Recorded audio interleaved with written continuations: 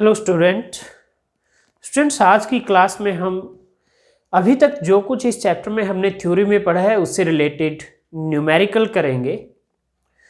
तो मैं सबसे पहले आपके लिए फर्स्ट न्यूमेरिकल लिख देता हूं और फिर हम उसको सॉल्व करते हैं।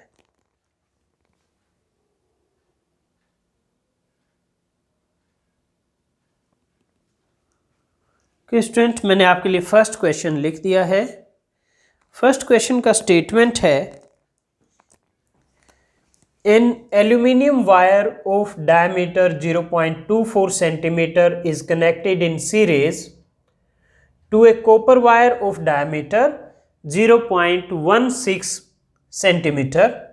The wire carries an electric current of 10 ampere. Find number 1 current density in aluminium wire, number 2 drift velocity of electron in copper wire. Student, दोनों वायर सीरीज में है। जैसे मान लीजिए वायर है, इसका ये यहाँ तक जो पोर्शन है वो आपका एल्यूमिनियम है और उसके बाद कॉपर है। तो करंट क्या होगा? करंट दोनों में सेम होगा। अगर यहाँ से करंट आई आ रहा है तो इसमें करंट आई फ्लो करेगा। मीन्स एल्यूमिनियम में भी करंट 10 एम्पियर होगा और कॉपर वायर में भी करंट 10 एम्पियर होगा। सीरीज में करंट सेम होगा आपका। तो पहले फर्स्ट पार्ट शुरू करते हैं। एल्यूमिनियम वायर के लिए डायमीटर दिया हुआ है 0.24 सेंटीमीटर। तो रेडियस क्या होगा? डायमीटर का हाफ 0.12 सेंटीमीटर और 12 इंटू 10⁻⁻² मीटर। करंट दिया हुआ है 10 एम्पियर। तो current density J is I by A, I divide by area of cross section क्या होगा वायर का? पाई आर स्क्वेयर। रेडियस r की ये वैल्यू है, I की वैल्यू 10, पाई की वैल्यू 3.14 और r की वैल्यू 12 इंटू 10⁻⁻² का स्क्वेयर। ओके, तो अगर हम अब इसको सॉल्व करते हैं तो ये आपकी जो वैल्यू आएगी, ये सॉल्व करने के बाद आएगी 2.2 into 10⁻6 ampere per metre square.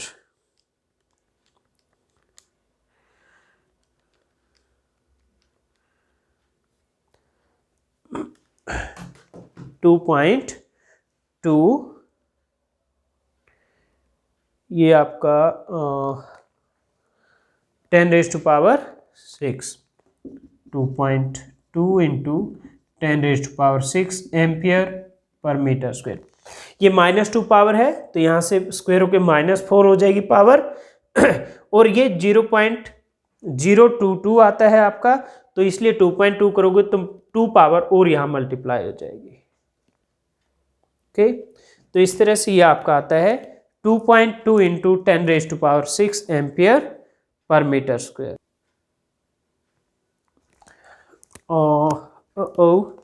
Students, यहाँ पर एक छोटी सी मिस्टेक हो गई है। यहाँ -2 की बजाय पावर -4 होगी, क्योंकि ये सेंटीमीटर में है। तो मीटर में कन्वर्ट करने के लिए एक तो 0.12 को 12 लिखने के लिए -2 पावर और सेंटीमीटर को मीटर लिखने के लिए भी -2, तो -4 आएगी ये पावर। तो फिर ये आंसर आएगा। आंसर आपका सही है। तो ये फर्स्ट पार्ट था। फिर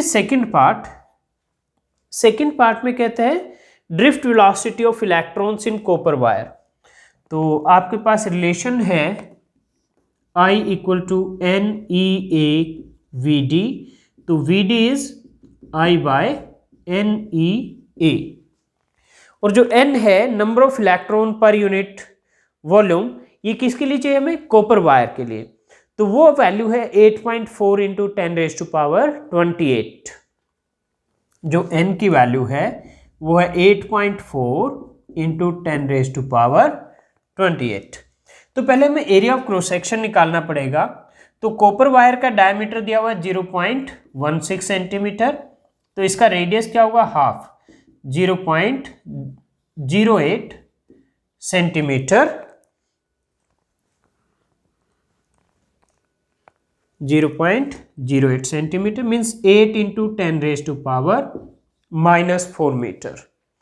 ये इसका रेडियस आ गया। तो एरिया होगा pi R square, area of cross section, pi की वैल्यू 3.14 और ये 8 इंटू 10⁻⁻⁴ का स्क्वेयर। तो ये वैल्यू आ जाती है 2 इंटू 10⁻⁻�6 मीटर स्क्वेयर।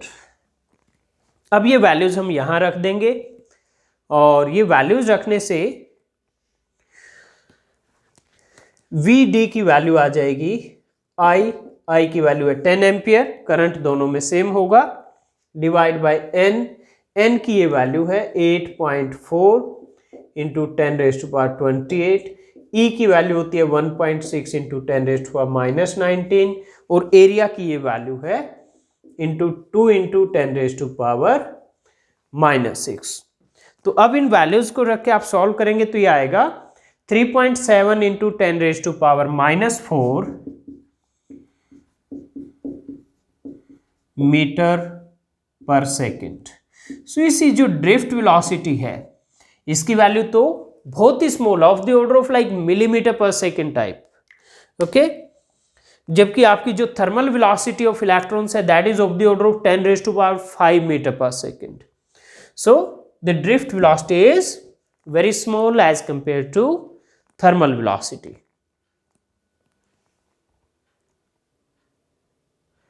तो स्टूडेंट अब मैं बोर्ड को क्लीन करता हूं और आपके लिए नेक्स्ट न्यूमेरिकल लिख देता हूं।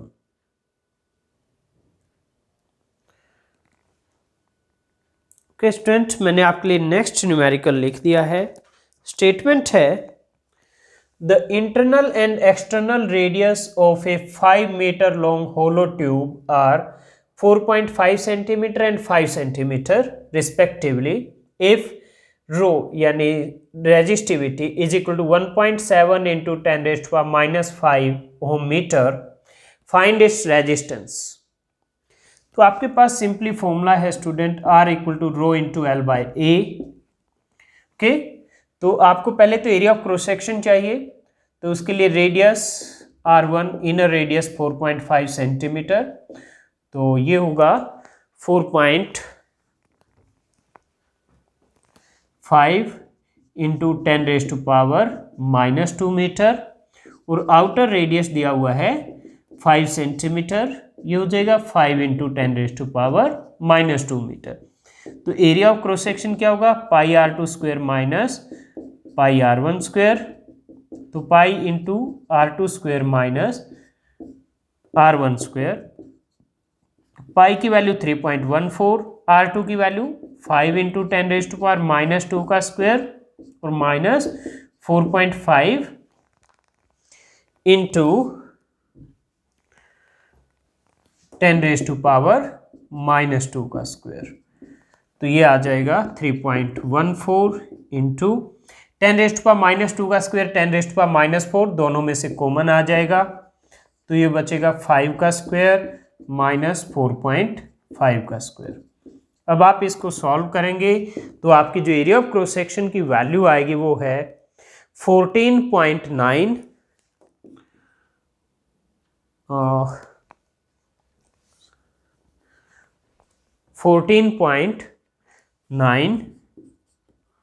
Into 10⁻⁻4 metre square.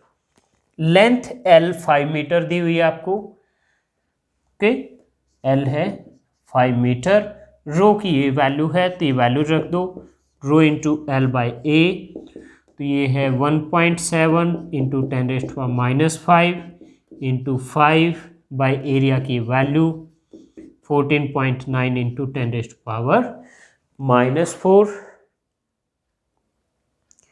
तो ये जो वैल्यू आएगी आपकी, ये सॉल्व करके आ जाती है आपकी, आप 1.7 को मल्टीप्लाई कीजिए 5 से एंड देन डिवाइड बाय 14.9, तो ये आपका आ जाता है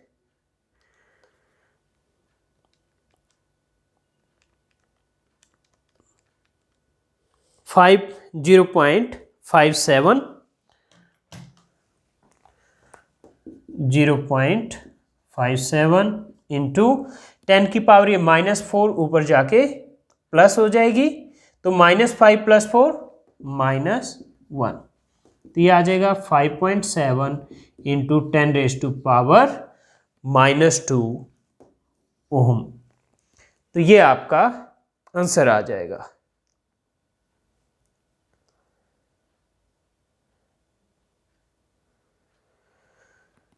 ओके, तो ये स्टूडेंट, ये आपका सेकंड न्यूमेरिकल हो गया।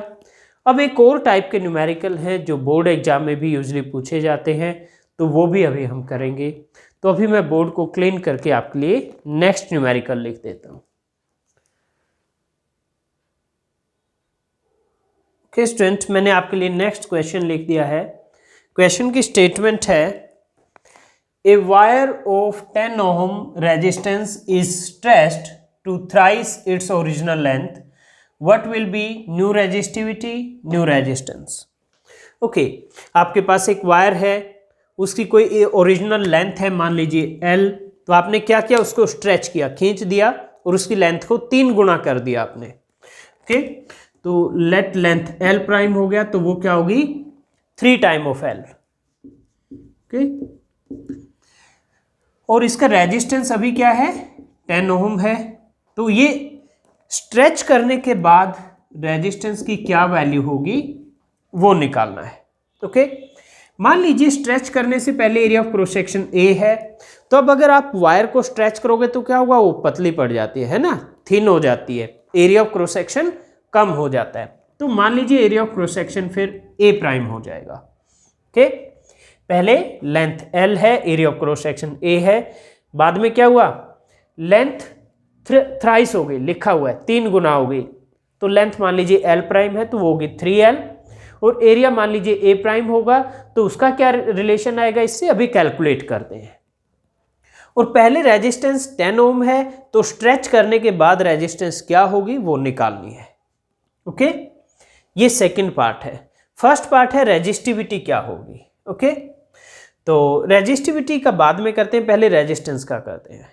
ओके, और the other way round I can say, first part में रेजिस्टिविटी आपने पढ़ा था rho equal to m/n² tau. तो देखिए ये डायमेंशन पर डिपेंड नहीं करती, ये किस पर डिपेंड करती है, nature of material of wire पर। तो इसलिए रेजिस्टिविटी डायमेंशन चेंज करने से चेंज नहीं होगी। Okay, so rho will remain unchanged. Okay, तो पहले पार्ट का आंसर तो ये है न्यू रेजिस्टिविटी। तो पहले जो भी वैल्यू थी वो हमें दी नहीं हुई, पहले वैल्यू क्या थी स्ट्रेच करने से पहले, लेकिन वैल्यू वही रहेगी जो भी थी।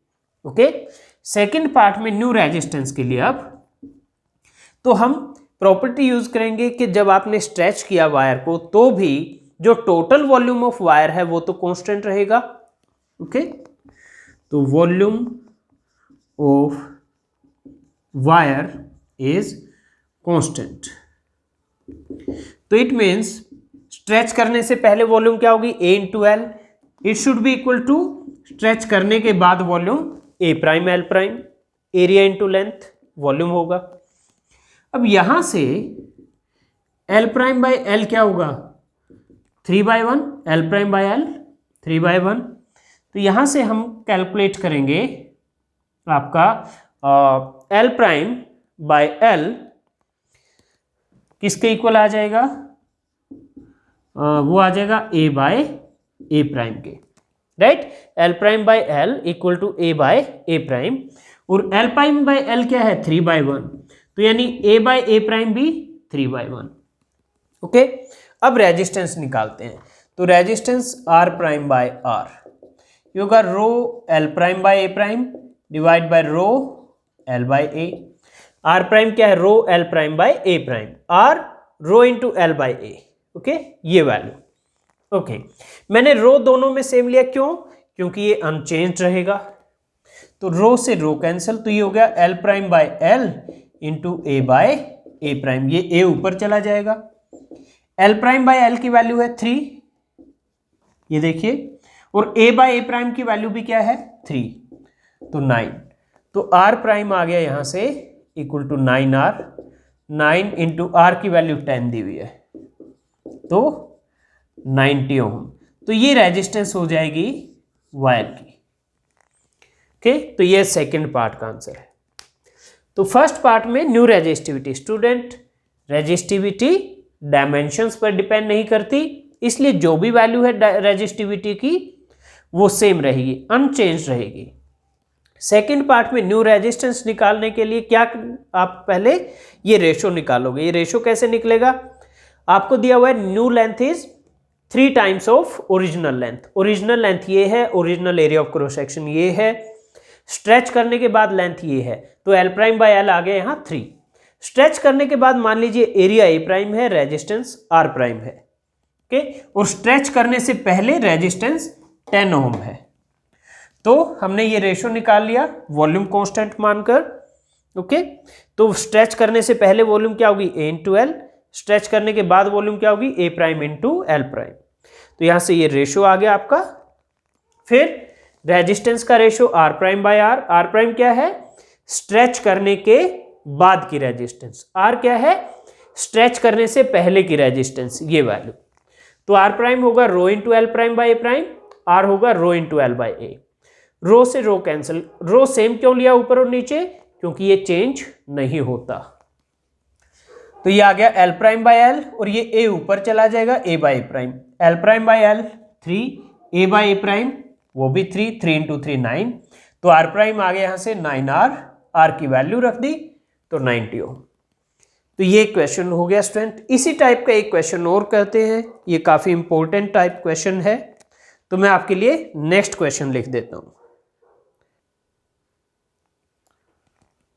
ओके स्टूडेंट, मैंने आपके लिए नेक्स्ट न्यूमेरिकल लिख दिया है। स्टेटमेंट है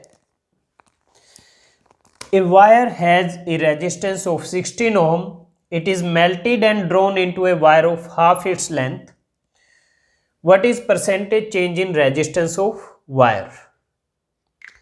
एक वायर है जिसका रेजिस्टेंस है 16 ओम।